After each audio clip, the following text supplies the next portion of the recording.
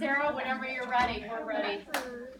All right, hello everyone. My name is Sarah Captain Hurd. I was born on September 10th, 2001 at McLaren Hospital. All right, so to start off, I just wanted to kind of list my values, kind of the lenses that I see life through, so that when you look at the rest of my presentation, you can kind of see it through that lens too. So the first one is faith. I'm sure a lot of you do know this about me, but some of you may not. I'm a Christian. I've been going to church my whole life, and kind of around middle school, I kind of took that on for myself, and kind of led my own faith. Second, I think something really important to me is love. I've really been thankful that I have so much love in my life just by the people around me, but I've also seen what happens when people don't have a lot of love, and so it's really important to me that I share love with everybody that I kind of encounter. And the third thing is my impact on the people around me, and that kind of goes hand in hand with the other two. I just really care what people think about me and how I make them feel, and my actions and my words and everything like that. So this is my family. Perfect. Okay. So up here and here and here is my just immediate family. My dad and my mom, they're super loving. They've always supported me in everything and sacrificed a lot of things for me. My sister Becca right here, she's a sophomore at the college that I'm actually going to be attending right now. She's my best friend. And my little sister Emily is in 7th grade. She's right here. And she's super funny and silly.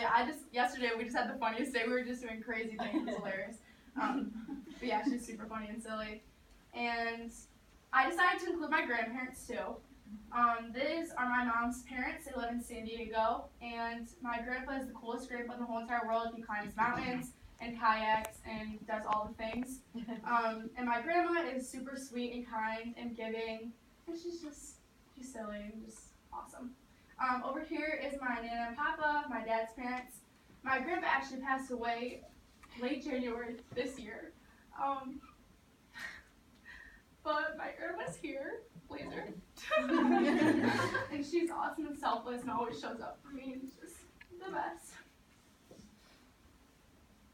Okay, so something I've really been lucky to experience in my life is travel. My grandpa was in the Navy, so my dad's family kind of always traveled all over the place and didn't stay anywhere for too long. So every spring break we kind of go somewhere different. Every summer we go somewhere different, and it's really fun to be able to experience things in that way. So we've gone to Las Vegas, and when we go on road trips and stuff, we'll kind of stop different places too, which is really cool. So 5 words to describe me: I think I'm really creative. I do a lot of DIY, and I'm involved in a lot of art classes and stuff, and so that's a really big part of who I am. I'm very unique. I'm very different from people, and I find a lot of joy in that. I'm very friendly. I get along really well with people. I lead groups really well. I love meeting new people and things like that. Very compassionate. I feel really deeply, and I'm able to kind of put myself in other people's shoes really well, and love them in the way that they need to be loved personally. And I'm also really independent. I am really friendly, but I actually prefer working on my own just to get more things done.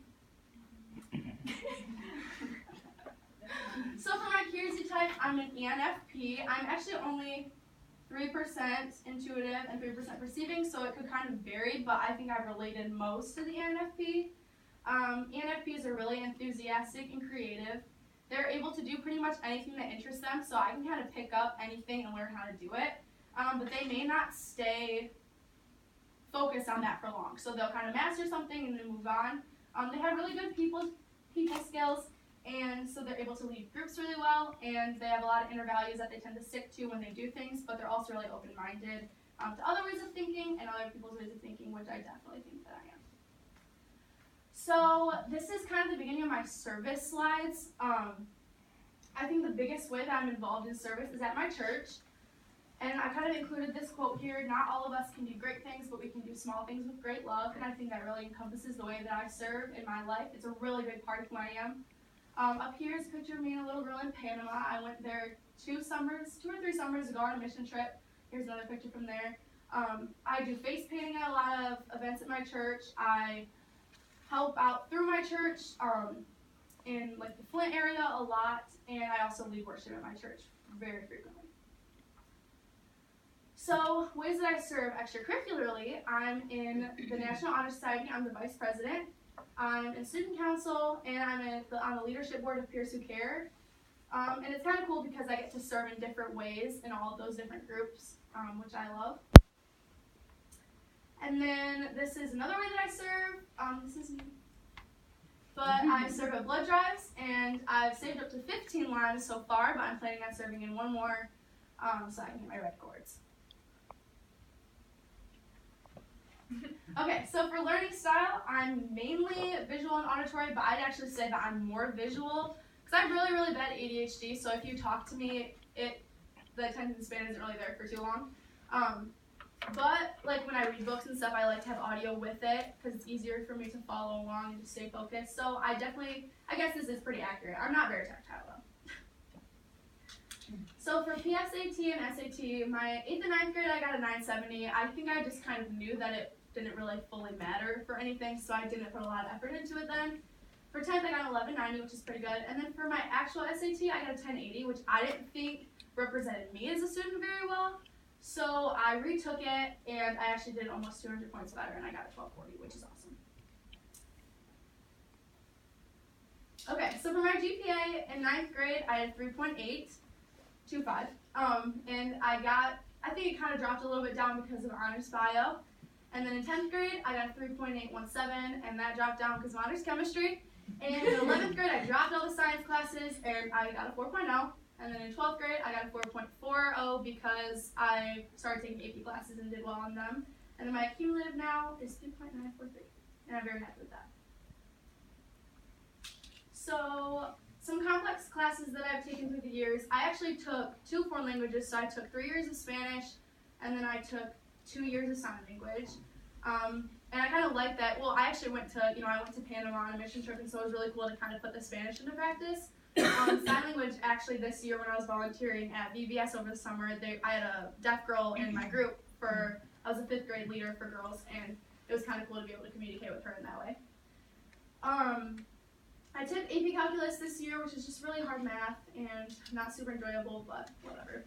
And then some other complex classes I've taken. I really love art. I know for some people it's kind of a blow-off class, but for me I put a lot of passion and effort into what I do. So these are some pieces that I made.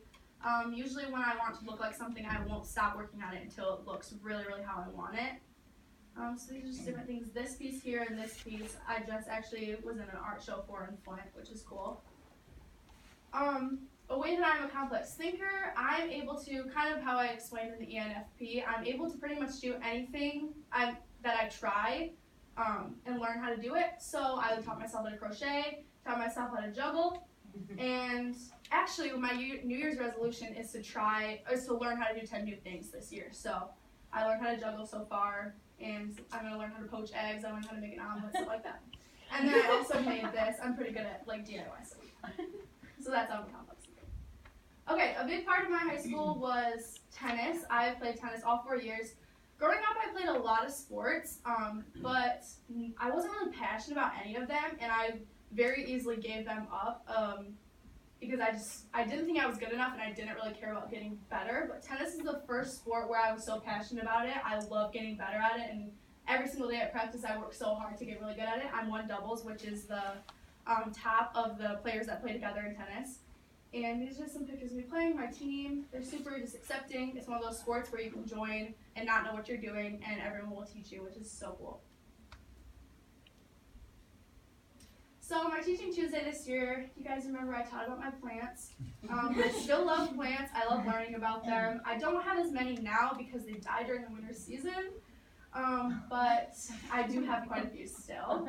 And then my research paper, I did it on sex trafficking. This is a picture of me on Shine a Light on Slavery Day on February 14th that I posted to Instagram.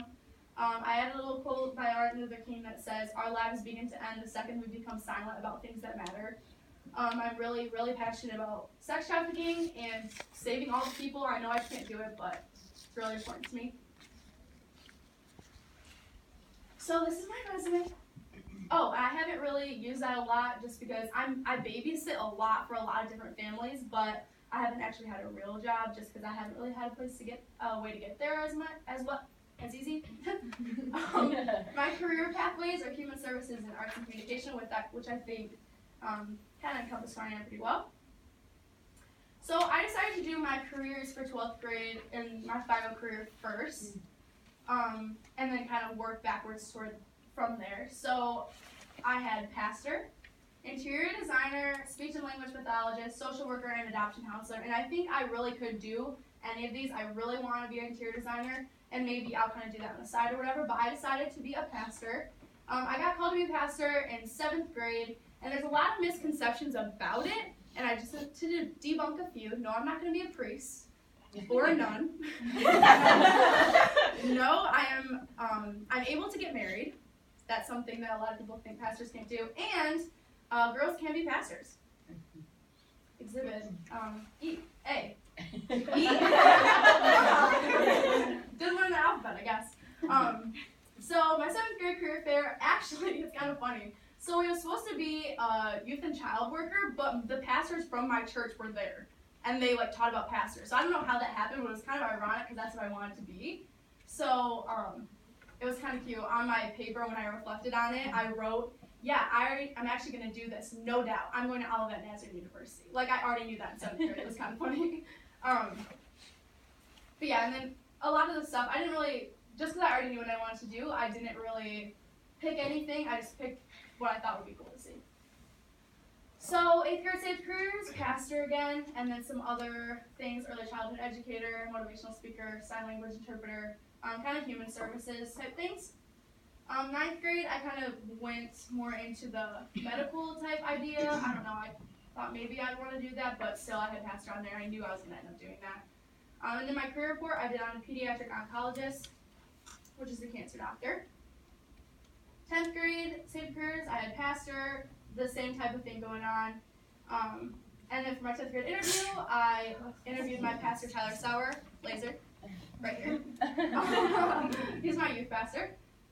11th grade, I still had pastor, adoption counselor, abuse and crisis counselor, sign language interpreter, and social worker, which, once again, I think I could totally do those things, but that's just not what I was called to.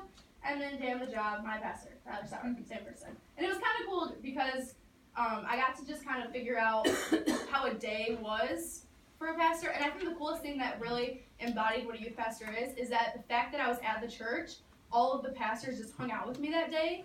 And the cool thing about being a youth pastor is that that's kind of your perfect doctor's note. You get to do anything for students. So if you need to go to coffee with them, if you want to go to one of their games, you don't have to stay at work. You can go do that because your students are kind of the important thing about your job. So for what I'm going to be doing, I'm going to be going to Olivet Nazarene University. I wanted to go there since probably elementary school. I've always loved that college. This is my roomie Dana. She lives in Cincinnati. And I'm going to be doing youth ministry, which is a pastor for teens. And then some experience that I already have. I've preached before at my church 2 times. I preached on Sunday night and in youth group. And I also preached in Panama when I went there. And then there's 3 different licenses that you can get to be a pastor. First is your local license, which I actually already have. And then you can get a district license, which is pretty much your basic level pastor. And then you can move on toward ordination, which is like to become an elder of the church. So my summer plans, I'm planning on traveling, camping, and then perfecting the decor for my dorm room. Fall plans, I plan to move into college finally, like I've been waiting my entire life, and try a bunch of new things and meet a bunch of new people. And then 2 years from now, I'm planning on having more major focused studies, get my district license, intern at a local church to have an on-campus job. 4 years from now, I'm going to be ready to graduate college and maybe move on towards my master's and have continued experience within a church. 10 years from now, I want to be married, work at a church, and finally be ordained possibly. And then some things I will miss. I loved getting dressed up for football games. That was like one of my favorite things to do this year. I just like to look crazy.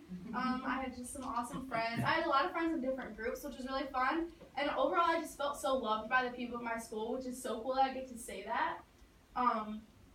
But yeah, I just felt loved by everybody. It was just the best thing ever. And then 2 quotes to kind of end with. The first one is, "The rules for love are simple, everybody always." That's by Bob Goff. He's one of my favorite authors. And then my last one is something I want to encourage all of you with. "A ship at harbor is safe, but that's not what ships are for." So I just encourage you guys to be courageous, and when you go out and do awesome new things, do it with all your heart, because it's not our job to be safe and stay in our dorms with the people we're comfortable with. It's our job to go and be and do awesome and cool things. So yeah, thanks for listening. That was my senior